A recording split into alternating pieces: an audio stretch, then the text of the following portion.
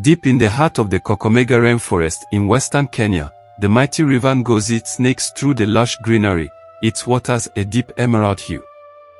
But behind its serene beauty lies a dark and bloody history that has struck fear into the hearts of all who dare to venture near. For the river Ngozi is no ordinary river.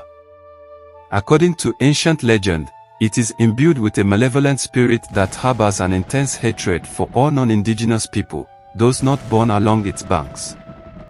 Any outsiders foolish enough to set foot in its waters are doomed to be violently swept away, their bodies never to be recovered.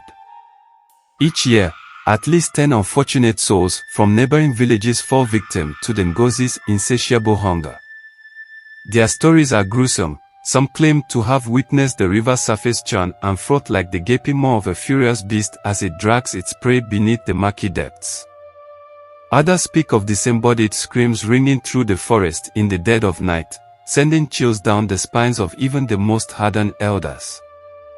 Despite countless warnings over generations, the river has proven impossible to avoid.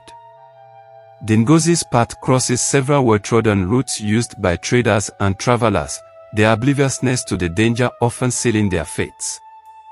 And the spirits are never satiated, always lying in wait for their next hapless victims. Zuberi was a young man from the remote village of Makongo.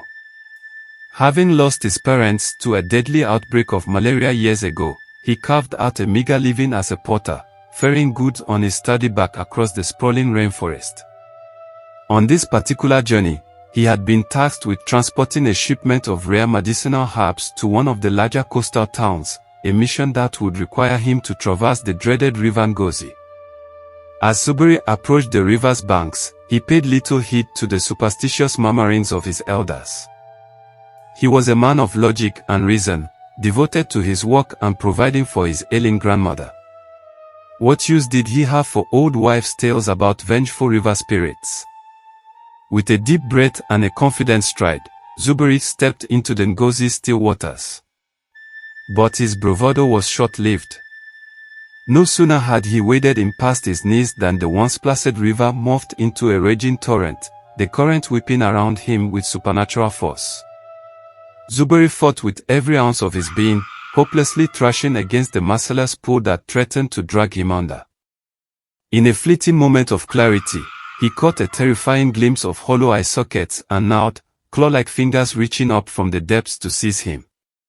Then, darkness.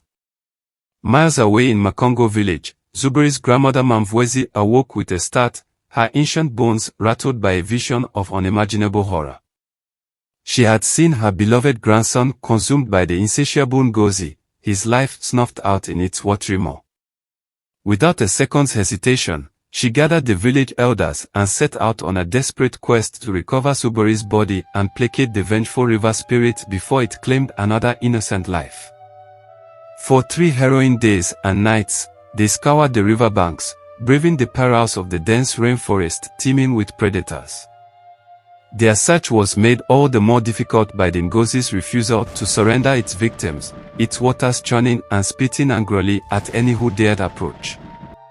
On the 4th morning, as the weary elders prepared to abandon their search, a miraculous sight stopped them in their tracks. There, lying unconscious on the muddy bank, was Zuberi, battered and near lifeless, but still clinging to the faintest thread of life. Mamvwezi rushed to cradle her grandson's broken body, her tears of anguish giving way to a mixture of relief and dread. For she knew that the river's act of begrudging mercy came at a terrible price. Its appetite was merely whetted, dooming the village to further torment until the vengeful spirit was appeased once more. In the end, Zuberi's life was saved, but at what cost? Word of his harrowing ordeal spread like wildfire throughout the forest, cementing the Ngozi's fearsome reputation. The villagers took no chances, animals were slaughtered and offerings made at the river banks in hopes of placating the wrathful spirit that dwelled within its currents. Yet no matter how many libations were poured out or lives forfeited in tribute, the Ngozi's bloodlust could never be sated for long. It merely lay in wait, biding its time until the next unsuspecting soul crossed its path, eager to restart its grisly cycle of death anew. To this day, mothers in the surrounding villages warn their children to steer clear of the dreaded river Ngozi. Its very name has become a chilling reminder of nature's cruelty, a malign force to be feared and appeased, lest they suffer the same horrific fate as the hundreds who have fallen prey to its murky depth over the centuries. For the Ngozi is far more than a mere river. It is an elemental hatred given form, a primal hunger that can never be satisfied, always watchful, always waiting to strike at any who dare to trespass upon its hallowed waters.